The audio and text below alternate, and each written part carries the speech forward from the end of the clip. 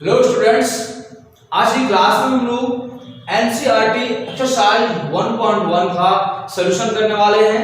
इसके डिस्कस करने वाले हैं कि टाइप के क्वेश्चन हैं, कितने क्वेश्चंस हैं, क्या क्या हमें इसका सॉल्यूशन होगा।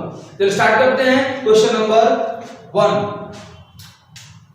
अब क्वेश्चन नंबर 1 है निम्नलिखित में, ध्यान दीजिए क्वेश्चन नंबर 1 है आपका, निम्नलिखित में कौन से समुच्चय हैं, अपने उत्तर का औचित्य भी दीजिए।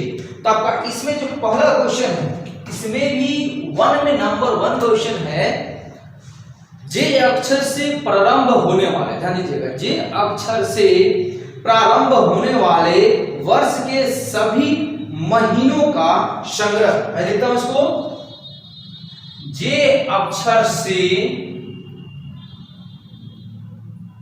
प्रारंभ होने वाले वर्ष के सभी महीनों का संग्रह। ये कुछ आपका क्वेश्चन है और कहा जा रहा है कि आप इसे ये बताएं कि समुच्चय है नहीं है। इस प्रकार के क्वेश्चन नंबर 1 में टोटल 9 क्वेश्चन हैं। मैं नंबर 1 अभी कर रहा हूं, इसमें टोटल 9 क्वेश्चन है और इस सबको समझना है कब होगा कब नहीं होगा। मैंने आपको एक बात पढ़ाया था समुच्चय के लिए, समुच्चय के लिए मैंने आपको पढ़ाया था एक बात, जहां मैंने समझाया था भिन्न भिन्न क्यों कर सकते हैं, अलग अलग लोग हों, अलग अलग संग्रह हो, बट ये ध्यान रहे कि उनके जो अवयव हो हर समय समान हो। मतलब लोग अलग अलग हो, अलग अलग लोग संग्रह करें फिर भी अवयव समान है तो समुच्चय, क्यों कहे तो सुपरिभाषित होना चाहिए। ठीक है, तो इसके अकॉर्डिंग ही हम काम करते हैं। अब आप बताओ हमको कि जे अक्षर से, चाहे हम बोले, आप बोले, आपको कोई भी फ्रेंड बोले, तो जे अक्षर से कौन कौन से महीने स्टार्ट होता है। तो पहला है जनवरी, ओके, पहला है जनवरी, दूसरा है जून, तीसरा होगा जुलाई। ध्यान दीजिए, आपने क्या कहा, चाहे कोई भी हो, आपका कोई भी फ्रेंड हो, कोई भी व्यक्ति हो, ये 3 ही बताएगा, जनवरी जून जुलाई, इसके अलावा कोई और नहीं। मतलब 12 में से 3 ही फिक्स है, इसका मतलब है सबके लिए फिक्स है। तो हमारा आंसर क्या होगा, समुच्चय है। क्या होगा, समुच्चय है। और जब हम अपना औचित्य देंगे, हम उसके जस्टिफाई करेंगे, क्योंकि यह एक क्या है बाबू, सुपरिभाषित संग्रह है,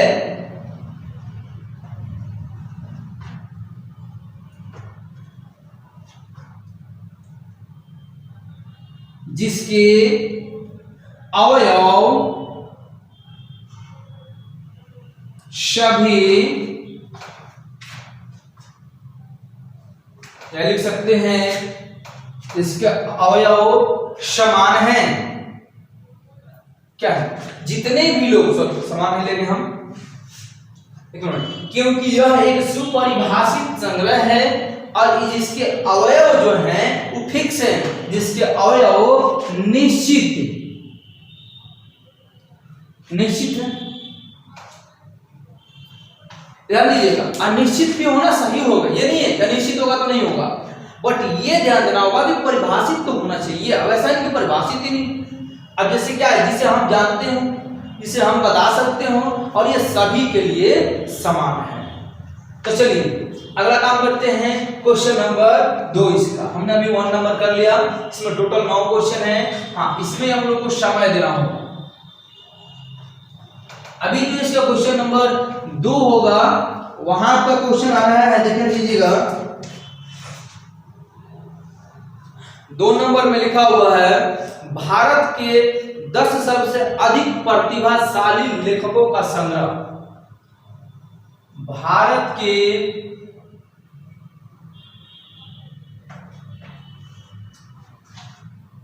10 सबसे अधिक प्रतिभाशाली, 10 सबसे अधिक प्रतिभाशाली लेखकों का संग्रह। रुकिए,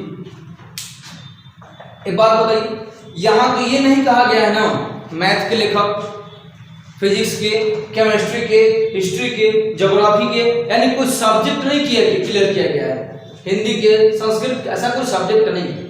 10 सबसे अधिक प्रतिभाशाली, तो मान लीजिए जो बच्चा हिंदी पढ़ता हो तो हिंदी के ही लेखक का नाम बताएगा, जो जिसका मन साइंस में तो साइंस के बारे में नहीं बताएगा। यानी कि अलग अलग लोगों के लिए यहाँ जो संग्रह है यानी कि अवयव है वो भिन्न भिन्न हो जाएंगे। इस प्रकार से इसका हमारा आंसर क्या होगा, समुच्चय नहीं है। कारण क्या होगा इसका, अगर हम कारण बताएं, क्योंकि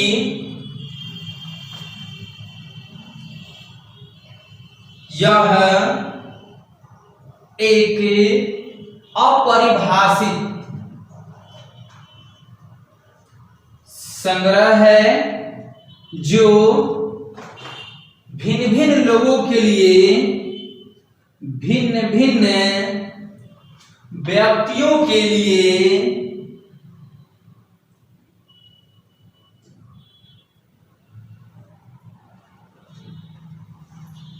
भिन्न भिन्न है। ठीक ना, क्या होगा, अलग अलग लोग होंगे, उनके लिए इनका जो भी हम यहाँ अवयव ज्ञात करेंगे वो अलग अलग आ जाएगा, समान नहीं होगा, सुपरिभाषित नहीं है। तो चलिए इसका 2 नंबर क्लियर हुआ। अब इसमें आते हैं क्वेश्चन नंबर 3 में। तो क्वेश्चन नंबर 3 जो ही आते हैं, इसमें आपका एक क्वेश्चन है 3 नंबर का लिखा हुआ है, ध्यान दीजिएगा कि आपको यहाँ क्वेश्चन दे देगा कि विश्व के सर्वश्रेष्ठ, ध्यान दीजिए, विश्व के सर्वश्रेष्ठ बल्लेबाजों का संग्रह, विश्व के सर्वश्रेष्ठ 11 बल्लेबाजों का संग्रह। अब यहां पे हमें यही बताना है कि समुच्चय हो और नहीं। आप हमको ये बताइए कि विश्व में 11 को बल्लेबाज, ध्यान दीजिए, ये नहीं बोल रहा है कि भारत के लिए, ऑस्ट्रेलिया के लिए, पाकिस्तान के लिए, चाइना के लिए, अमेरिका, कोई खास कंट्री नहीं, विश्व में सभी। तो देखिए, भारत वाले को लाइक करेंगे, पाकिस्तान वाले पाकिस्तान को, चाइना वाले चाइना को, अमेरिका, यानी हर लोग के लिए अपना अलग अलग चॉइस हो जाएगा। तो इसका हमारा आंसर क्या होगा, समुच्चय नहीं है। अब हम इसका यदि हम कारण का बात करें तो कारण हमें क्या मिलेगा, फिर वही भाषा लिखेंगे, क्योंकि यह एक अपरिभाषित, ठीक है, संग्रह है, ठीक है, और जो भिन्न भिन्न से लिख सकते हैं, जो भिन्न भिन्न व्यक्तियों लोगों के लिए भिन्न भिन्न हो सकता है, या केवल इतना भी लिख सकते हैं, कोई दिक्कत नहीं है। ठीक है, तो हम लोगों ने क्वेश्चन नंबर 2 और क्वेश्चन नंबर 3 किया। अब क्वेश्चन नंबर 4 की ओर बढ़ते हैं, जहां क्वेश्चन नंबर 4 आपको दे रहा है आपके कक्षा के सभी बालकों का संग्रह। ध्यान दें, आपकी कक्षा के बालक कितने हैं, ध्यान दीजिए, सभी के लिए काउंट करिएगा, उतना ही आएगा। सिर्फ आप काउंट करें, आपके फ्रेंड काउंट करें, जो भी, क्योंकि आप एक फिक्स जगह बैठे हैं, फिक्स जगह है आपका क्लास, और आपके क्लास में जितने स्टूडेंट है वो मेरे लिए हो, आपके लिए हो, सबके लिए फिक्स उतना ही काउंटिंग हो, अटेंडेंस उतना ही का ही होता है। तो इस प्रकार से इसका तो डायरेक्टली आंसर आ गया, क्या, समुच्चय है। फिर भी इसको लिख लेते हैं लैंग्वेज से।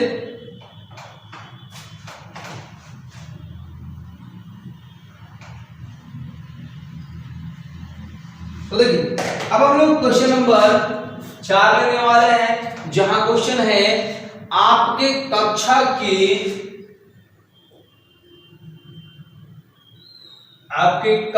के सभी बालकों का संग्रह। तो ध्यान देंगे हम, यहां हमारा आंसर क्या होगा, सही है, सत्य है, समुच्चय है। क्यों है? क्योंकि आप या आपके फ्रेंड या मैं कोई भी काउंट करें, आपके स्टूडेंट्स के कुल कितने बैठे हैं आप लोग, सब जगह सबके लिए सेम होगा, फिक्स नंबर होगा। तो क्या लिखेंगे आंसर में? समुच्चय है। तो अगर कारण का बात किया जाए तो कारण में क्या लिखा जाएगा? यह है एक सुपरिभाषित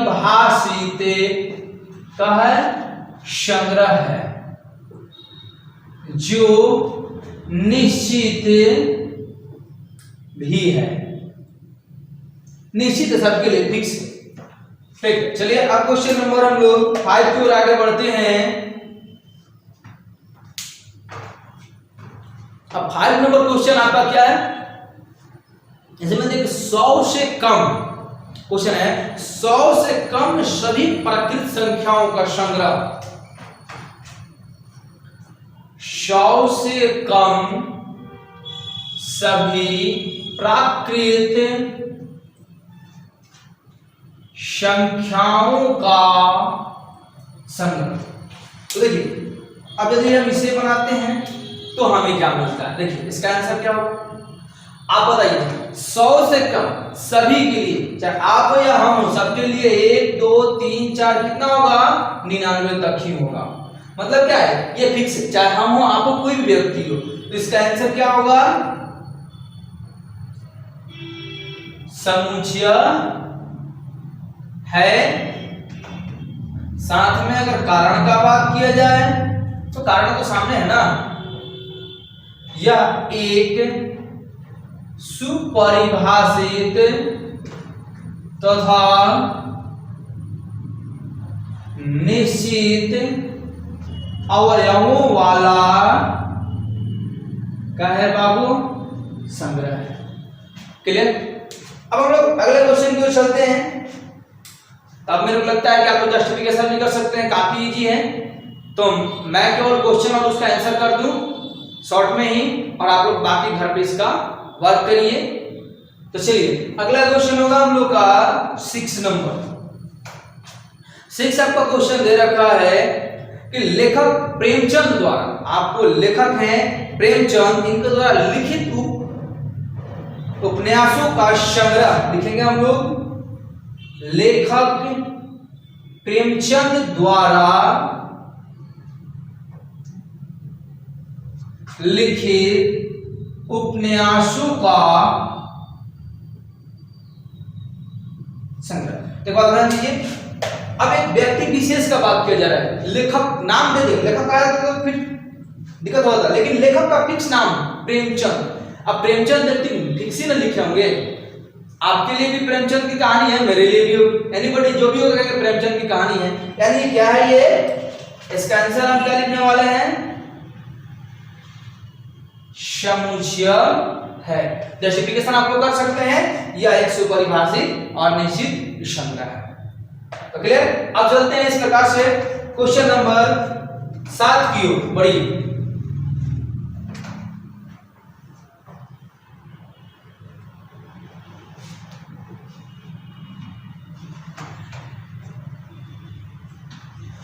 अब देखेंगे हम लोग 7 8 9। अब उन सभी का जस्टिफिकेशन आप घर पे कर लेना, मैं यहां डायरेक्ट आंसर लिख रहा हूं। 6 हो गया, 7 नंबर क्वेश्चन आपका है सभी सम पूर्णांकों का संग्रह।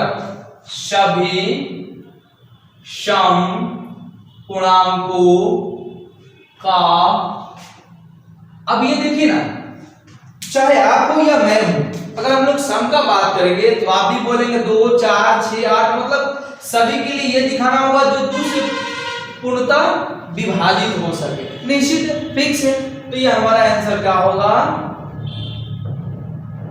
समुच्चय है। अब चलिए क्वेश्चन नंबर, हम लोग जब 8 का बात करें तो क्वेश्चन नंबर 8 हमारा क्या है उसको भी देख लेते हैं। और 9, बस 9 में तक ही क्वेश्चन है, बाकी आप लोग अदर बुक से बनाइए, कोई दिक्कत नहीं, सभी क्वेश्चन आसानी से बनेंगे। आपका 8 है इस अध्याय में आने वाले प्रश्नों का संग्रह। इस अध्याय में आने वाले प्रश्नों का संग्रह। अब बताइए ना, सबके लिए फिक्स क्वेश्चन, टोटल 6 ही क्वेश्चन है, क्वेश्चन नंबर जो है 6 हैं टोटल। अच्छा, सबके लिए फिक्स है, वो चाहे आपके लिए हो या मेरे लिए। तो आंसर क्या लिखेंगे? समुच्चय है। अगला क्वेश्चन लास्ट है 9 नंबर, जो कि क्वेश्चन आपको कह रहा है कि विश्व के सबसे अधिक खतरनाक जानवरों का संग्रह। विश्व के सबसे अधिक खतरनाक जानवरों का। अब एक बात बताइए, इसमें से बहुत लोग होंगे चूहे से भी डरते होंगे, आपके फ्रेंड्स में चूहे से डरते, कुछ लोग कॉकरोच से डरते होंगे, कुछ लोग छिपकली से डरते होंगे, और कुछ लोग इसमें से हाथी को भी देखकर डर जाते होंगे। यानी कि सभी व्यक्ति के लिए फिक्स नहीं है, सबके लिए अलग अलग डर है। अब देखिए ना, हम लोग तो बिल्ली कुत्ते को मारते हैं, बट बिल्ली कुत्ते से डरती है, बिल्ली से चूहा डरता है, तो सबके लिए खतरनाक अलग अलग है, फिक्स नहीं है। तो आपका यहाँ आंसर क्या होगा? समुच्चय नहीं। तो इस प्रकार से हम लोगों ने क्वेश्चन नंबर 1 कंप्लीट कर लिया। अब क्वेश्चन नंबर 2 की ओर जाने वाले हैं। क्वेश्चन नंबर 2 में आपको एक समुच्चय दिया गया है और उसमें से कुछ अवयवों के साथ समुच्चय के संबंध को दिखाना है कि उस वहां पे कौन सा चिन्ह उपयुक्त होगा, अपसाइलन, नॉट अपसाइलन, क्योंकि है तो बिलोंग्स टू और नॉट बिलोंग्स टू। चलिए, हमने पिछले क्लास में इसके लिए मैंने आपको एग्जांपल भी दिया है, तो काफी आसान होगा वो हम लोग के लिए, उसे हम कर भी लेते हैं। देखिए,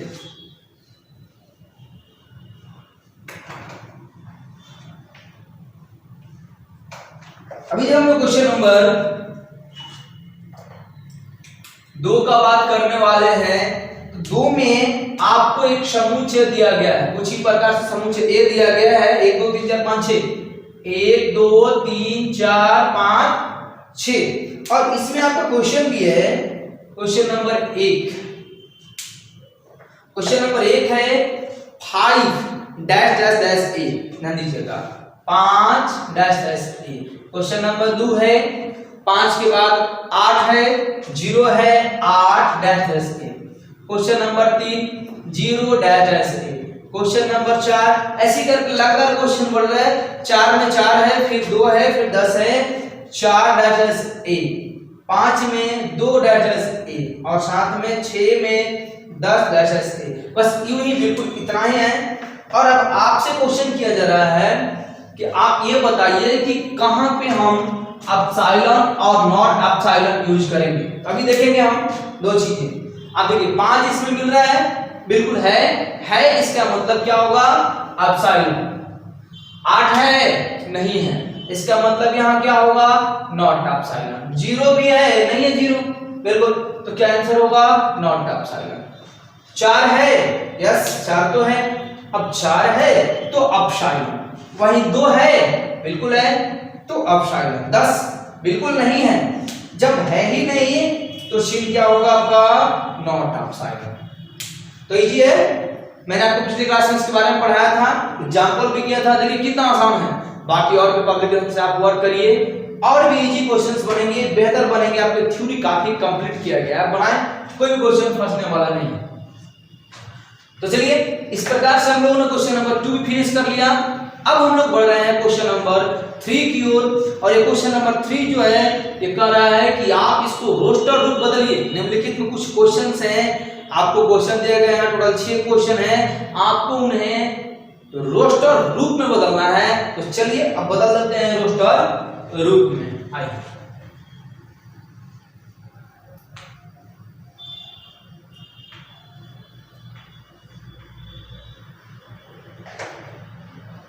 देखिए क्वेश्चन नंबर 3 में भी आपका 1 नंबर क्वेश्चन जो है उसको देखते हैं क्या लिखा हुआ है। 1 नंबर क्वेश्चन है a is equal to x such that x एक पूर्णांक है और x जो है -3 से बड़ा है, साथ ही 7 से छोटा है। तो क्वेश्चन है a is equal to x such that x, x समुच्चय से हम लोग दिखा दिए a is equal to x that x एक पूर्णांक है, ध्यान देना होगा, एक पूर्णांक है और -3 से बड़ा है, साथ ही 7 से छोटा है। तो बहुत आसान है भाई। रोस्टर मीन्स है क्या, कुछ नहीं, बस इसके अवयवों को लिखिए, कॉमा से सेपरेट कीजिए। तो देखिए -3 से बड़ा -2 -1 0 1 2 3 4 5 6, काफी इजी क्वेश्चन है। जो कर रहा है उसके शर्तों के अनुसार गुणों के अनुसार लिख दीजिए, कॉमा कर दीजिए। चलिए अब इसका क्वेश्चन नंबर 2 है, जहां बी दिया हुआ है और बी में लिखा हुआ है एक्स दैट एक्स संख्या 6 से कम एक प्राकृत संख्या है। क्या लिखा हुआ है? एक्स दैट एक्स,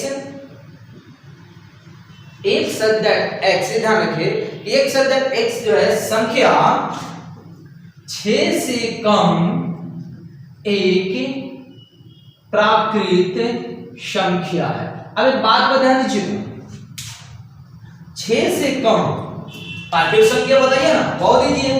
तो आपको पता है ना 1 से लेकर 5 तक लिख दीजिए, 1 2 3 4 5। ओके, इतना आसान है, बहुत आसान चैप्टर है, बट आप लोग पढ़ते नहीं है, समझते नहीं है, तो लगता है कि टफ है, बट है नहीं। या बिल्कुल कहीं समझाया भी नहीं जाता है क्लासेस में तो टफ लगता है, पर बहुत ही आसान है सेट थ्योरी, बहुत आसान है। लेकिन इसको इतना टफ हवा बनाया गया, हवा हर जगह बना दिया गया है, टफ है टफ, और कुछ है ही नहीं इसमें। देखिए कितना इजी बन रहा है। मेरे को नहीं लगता है कि सही जब कोई क्वेश्चन भी होगा ना, कोई फार्मूला कुछ भी नहीं, बस डायरेक्ट आंसर लिखिए। आइए अगला क्वेश्चन आपका है सी, एक्स दैट एक्स, दो अंकों की ऐसी प्राकृत संख्या जिसके अंकों का जोगफल 8 है।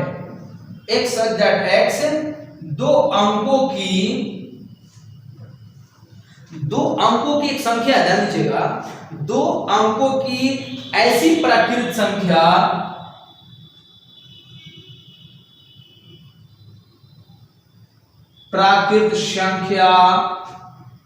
जिसके अंकों का योगफल 8 है। अब ध्यान दीजिए, ये भी थोड़ा नया क्वेश्चन है, टफ नहीं, आसान क्वेश्चन है। जरा बताएंगे, दो अंक की प्राकृत संख्या कहां स्टार्ट होती है? 10 से। 10 से स्टार्ट होकर कहां तक जाती है? 99 तक। तो आप देखिए किन किन को जोड़ने पर 8 आएगा। तो पहला है 17, एक और 7 जोड़ेंगे तो 8, फिर इसमें एक जोड़ दीजिए, यानी कि 2 और 6, 26 जोड़िएगा तो 6 प्लस 2 कितना होगा? 8। तो क्या हो रहा है, इसमें जो एक बढ़ जा रहे हैं और इसमें घट जाएंगे। फिर देखिए 2 में एक बढ़ा दीजिए, 3 और 2 से कम होगी, 35, 5 3 8, 4 4 8, आगे बढ़िए, 5 3 8, 6 2 8, 7 1 8, 8 0 8। हो गया, बहुत इजी है, बहुत इजी आप लोग के लिए। बिल्कुल सोचना ही नहीं है कि टफ है, थोड़ा भी बस भिड़ जाइए, बनाइए, इसे देखिए तो कितना आसान बना। चलिए क्वेश्चन नंबर 4 को देखते हैं। क्वेश्चन नंबर 4 है d is equal to x such that एक अभाज्य संख्या, ध्यान देंगे क्या है? अभाज्य संख्या है जो संख्या 60 की भाजक है। आइए इसको भी करते हैं, 3 तक तो कर लिए, 6 को है ही। चलिए 4 नंबर में आते हैं।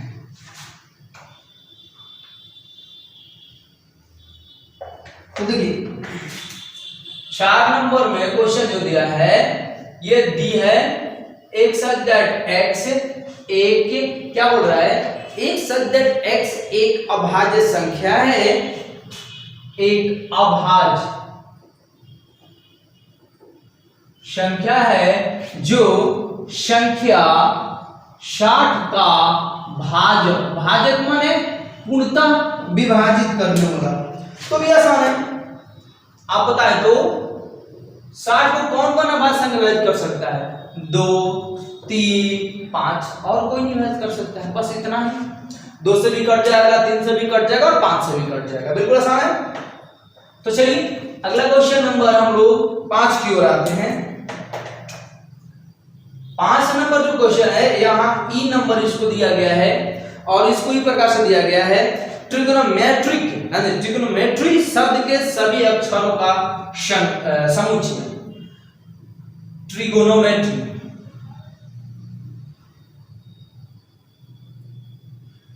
ट्रिगोनोमेट्री ध्यान दीजिएगा, ट्रिगोनोमेट्री शब्द के अक्षरों का समुच्चय। ध्यान दीजिए इसमें कितने अक्षर हैं उसको भी आपको, सभी अक्षरों का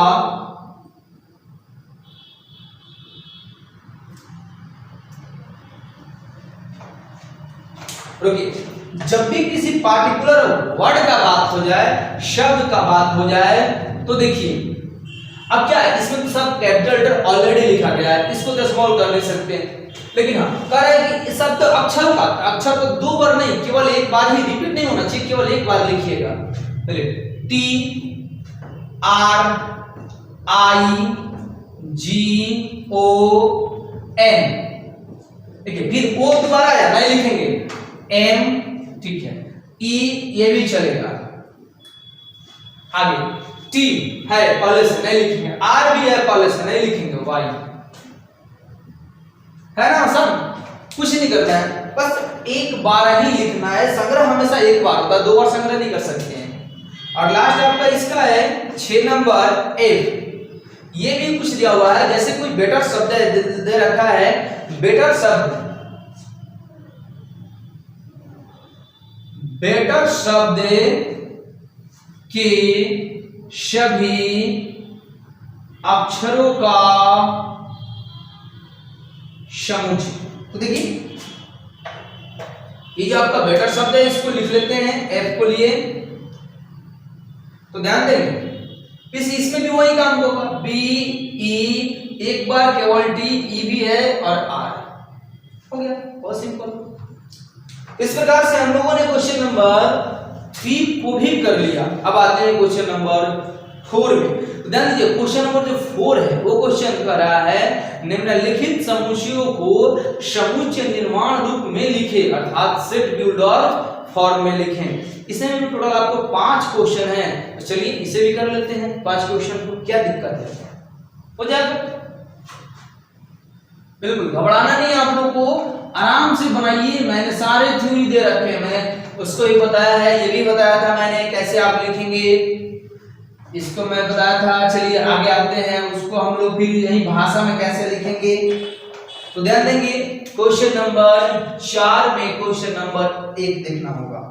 क्वेश्चन नंबर 4, क्वेश्चन नंबर 1 है आपका 3 6 9 12, यहां दे रखा है 3 6 9 12।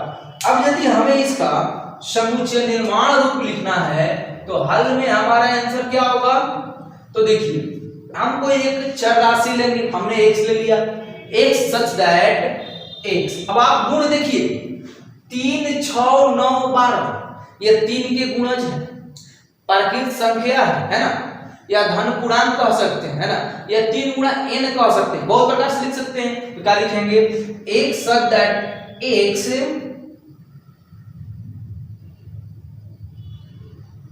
किससे छोटी है, 13 से छोटी एक प्राकृत संख्या है जो 3 का गुणज है। देखिए एक ये प्रकार हुआ लिखने का। अब कोई कहेगा कि सर नहीं हम इसको दूसरे प्रकार से ऐसे भी लिख सकता है, और जहां n जो होगा छोटा होगा किससे बाबू, 5 से। और कोई कहेगा कि नहीं सर हम इसको दूसरे ढंग से लिखेंगे, तो ये भी लिख सकता है, ओके। अब कोई कहेगा कि नहीं सर हम और अलग ढंग से लिखेंगे, सर दैट x, ये भी लिख सकते हैं 12 से छोटी या बराबर एक धनात्मक पूर्णांक है जो 3 का, देखिए ना, इसे हम अनेक प्रकार से लिख सकते हैं, ये आपके ऊपर डिपेंड करता है आप कितने लिख रहे हैं। अभी इतना ही नहीं भी और भी प्रकार है इसको लिखने का, अंत ही नहीं है, आप लिखते जाइए कितने प्रकार से लिखेंगे। तो चलिए बस काफी, हम लोग 4 प्रकार से लिखे, एक ही प्रकार डालना चाहिए, एग्जाम में केवल एक प्रकार से मैंने आपको समझाने के लिए लिख दिया, ठीक है ना। तो चलिए अगला काम है क्वेश्चन नंबर, यहाँ पे हम लोग 2 देखने वाले हैं। क्वेश्चन नंबर 2 है 2 4 8 16 32। तो हम लोग क्वेश्चन नंबर 2 को भी अभी यहाँ देखेंगे, इसको इरेज कर देते हैं। आप लोग को क्वेश्चन नंबर हम 2 बता रहे हैं। देखिए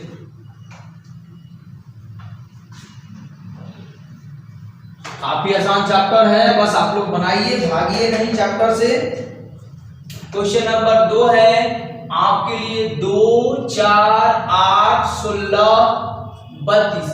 यहां आप क्या देख रहे हैं, कुछ तो दिखाई दे रहा है। 2 का पावर 1, 2 का पावर 2, 2 का पावर 3, 2 का पावर 4, 2 का पावर, क्लियर है कि नहीं? यही है इसमें।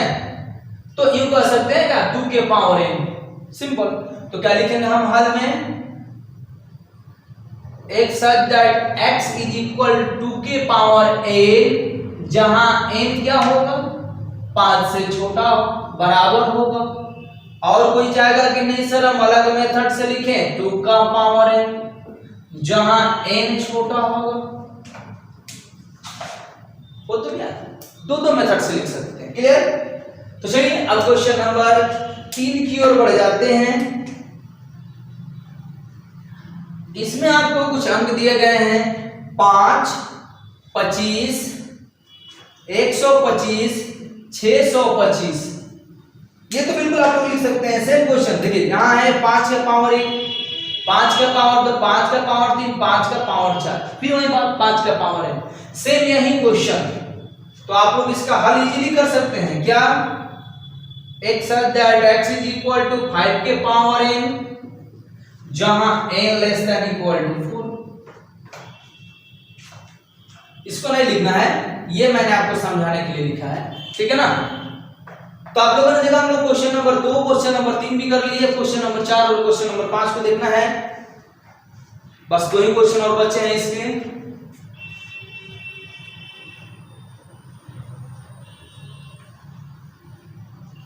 तो आइए हम लोग क्वेश्चन नंबर 4 को देखते हैं। क्वेश्चन नंबर 4 है 2 4 6 डैश कर दिया, ध्यान दीजिएगा 2 4 6। ये डैश का मतलब क्या है, आगे बढ़ा दिया, बढ़ते जाओ बढ़ते जाओ। बहुत सिंपल है, हल हम क्या देने वाले हैं, 2 4 6। आपको क्या आपको दिखाई दे रहा है, सम संख्या। बहुत दीजिए क्या, सम संख्या। तो कैसे लिखेंगे, एक सच दैट x एक क्या है बाबू, सम प्राकृत संख्या है, सिंपल। चलिए अगला क्वेश्चन है इसका 5 नंबर। इसमें दिया हुआ 1 4 9 डैश डैश 100, 1 4 9 डैश 100। इसमें भी प्रॉपर्टी देखिए ना, गुण क्या है, ये 1 का पावर 2, 2 का पावर 2, 3 का पावर 2, 10 का पावर 2। यूं कह सकते हैं कि n का पावर 2, प्राकृत संख्या का लगातार है, उनका पावर 2 हो रहा है। तो इसे हम लोग बस वही हल करेंगे इसका। तो हल हम क्या लिखेंगे, एक such that x is equal to n का पावर 2, जहां n का मान 10 से छोटा या उसके बराबर। इस प्रकार से आप लोगों ने देखा कि हम लोग क्वेश्चन नंबर 5 तक क्लियर कर चुके, 4 का 5 तक। अगला क्वेश्चन होगा हम लोग का क्वेश्चन नंबर 5। यहां कह रहा है कि निम्नलिखित समुच्चयों को, आपके अवयवों को आप सूचीबद्ध कीजिए। ध्यान दीजिए ना, मैंने पहले ही पढ़ा है, सूचीबद्ध कीजिए या आप उसको रोस्टर रूप लिखिए, दोनों को तो एक ही बोला जाता है। तो चलिए फाइनली हम लोग को रोस्टर रूप ही लिखना है, इसको भी लिखते हैं। इसमें कुछ खास क्वेश्चन नहीं है, इसमें 6 ही क्वेश्चन है, इन सभी को भी हम लोग वर्क कर लेते हैं। आइए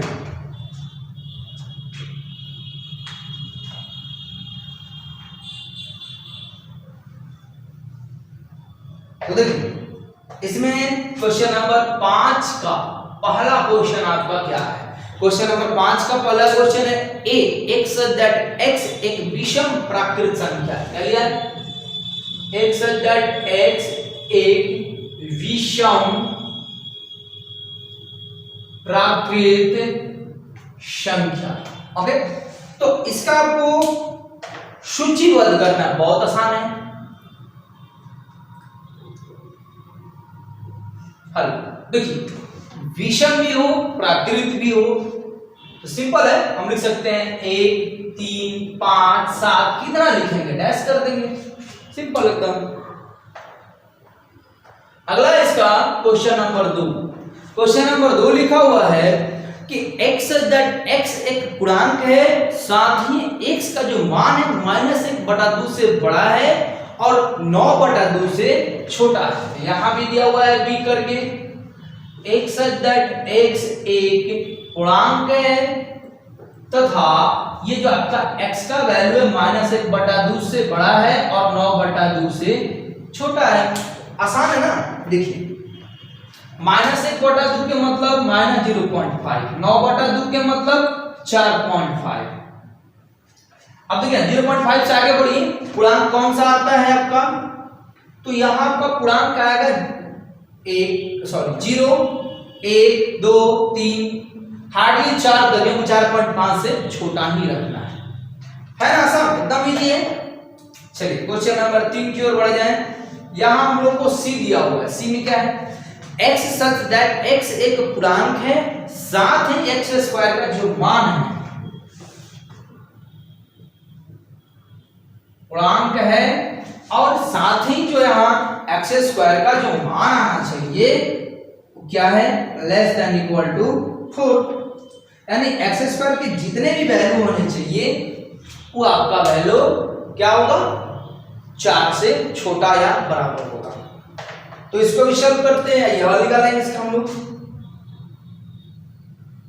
तो देखिए आपका कौन सा ऐसा अंक है जो पूर्णांक है जिसका स्क्वायर 4 से छोटा या बराबर होगा। आप देखेंगे 0 का स्क्वायर तो 0 होता है, -1 का स्क्वायर तो 1 होगा, -2 का स्क्वायर तो 4 होगा, -3 का स्क्वायर 9 होगा। तो यहां तो आगे नहीं बढ़ सकते हैं, ऊपर चले 1 का स्क्वायर 1 होगा, 2 का स्क्वायर 4 होगा, 3 का स्क्वायर 9 होगा। तो ये भी नहीं ले सकते, बट बीच का सारा ले सकते हैं, यानी कि -2 -1 0 1 2, सिंपल।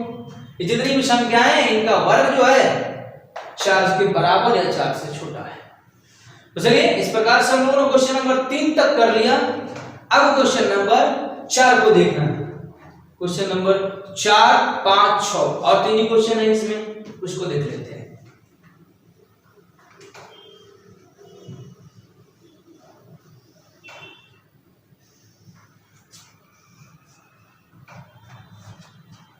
तो आइए हम लोग देखते हैं क्वेश्चन नंबर 4 5 6 के बारे में। ये आपका होगा क्वेश्चन नंबर 4। क्वेश्चन नंबर 4 में आपको डी दिया है, एक्स लोयल शब्द का एक अक्षर है, यहां डी है, एक शब्द एक्स लोयल LOYAL लोयल शब्द का एक अक्षर है। बहुत सिंपल,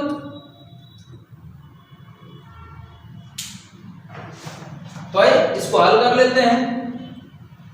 डी लोयल शब्द अभी मैंने पढ़ा, एक को वर्ड को हम सेपरेट करेंगे, YA, L दोबारा नहीं लिखेंगे। चलिए क्वेश्चन नंबर 5 की ओर आते हैं। 5 में आपका क्वेश्चन है, एक सब्जेक्ट एक्स वर्ष का एक ऐसा महीना जिसमें 31 दिन नहीं होते हैं, यानी क्वेश्चन है एक सब्जेक्ट एक्स वर्ष का एक ऐसा महीना जिसमें 31 दिन नहीं होते हैं। तो आप देखेंगे ना जरा, 31 दिन वाले कौन कौन से महीना नहीं है। तो हम लोग काफी इजीली, बहुत इजी अपने इस हैंड पर हम लोग 31 को काउंट करते हैं। जितना भी अपवर्ड है ना, जो ऊपर की ओर है सो 31 लेते हैं, और जितना डाउन है केवल फरवरी को छोड़ के बाकी को 30 दिन का। तो काउंट कीजिए, जनवरी 31 हुआ, फरवरी लिख सकते हैं,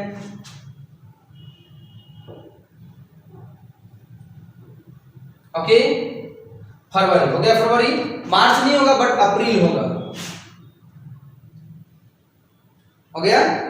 फिर जनवरी फरवरी, मार्च नहीं अप्रैल, मई भी नहीं बट जून तो होगा, जून। और अगला जुलाई भी नहीं होगा, फिर आते हैं अगस्त भी नहीं होगा, सितंबर होगा,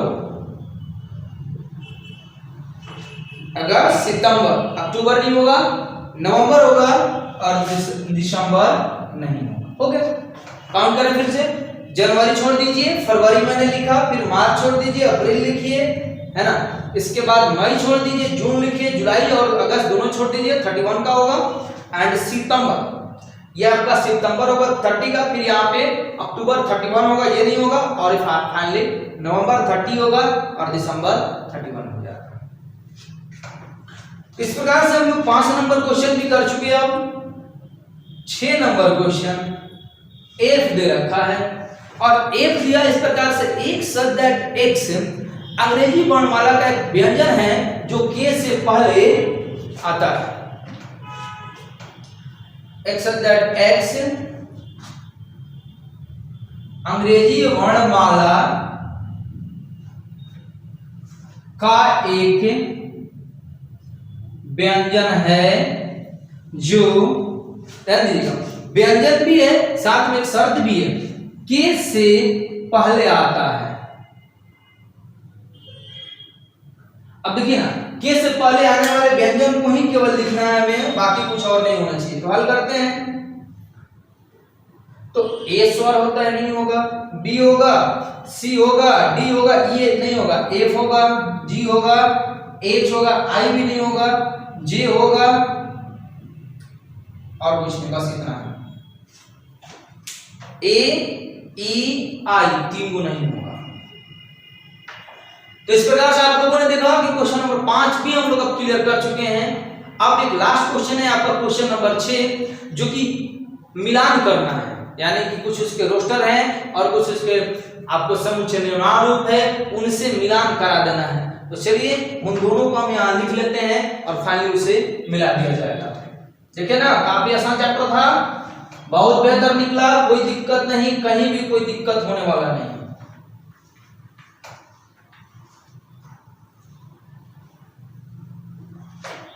तो आइए अगला क्वेश्चन आपका, और इस चैप्टर का सबसे लास्ट क्वेश्चन 6 नंबर, इसमें 1 है, इसमें 1 दिया गया है, 1 2 3 6, 1 2 3 6, और इधर आपको एक कर दिया गया है एक शब्द दैट एक्स। ध्यान दीजिएगा सर, आपको रोस्टर रूप एक्स दैट एक्स एक आवाज संख्या है जो 6 की भाजक, एक्स एक के अभाज्य संख्या है जो 6 की भाजक है। चलिए हमने लिख लिया। अब इधर नंबर 2 में आपका दिया हुआ है 2 3, केवल 2 और 3 ही लिखा गया है, और यहां बी कर दिया गया है एक्स सच दैट एक्स संख्या 10 से कम एक के, संख्या 10 से कम एक प्राकृत, ध्यान दीजिएगा, कह रहा है कि विषम प्राकृत संख्या है, विषम प्राकृत संख्या है। चलिए क्वेश्चन नंबर 3 की ओर आते हैं। 2 3 तो हो गया, इसके बाद आपका है मैथमेटिक्स के लिए बनाया हुआ है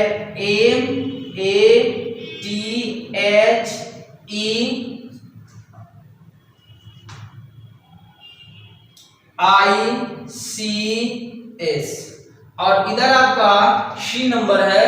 सी नंबर जो बनाया है एक्स एक प्राकृत संख्या है जो 6 की भाजक है, एक्स एक प्राकृत संख्या है जो 6 की, ध्यान देना होगा, एक्स एक प्राकृत संख्या जो 6 की भाजक है। चलिए बहुत आसान है। और एक लास्ट है इसका क्वेश्चन नंबर 4 में आपको दिया हुआ है 1 3 5 7 9, 1 3 5 7 9, और यहाँ आपका डी है एक्स दैट एक्स। यहाँ जो डी दिया एक्स दैट एक्स जो है मैथमेटिक्स शब्द का एक अक्षर है,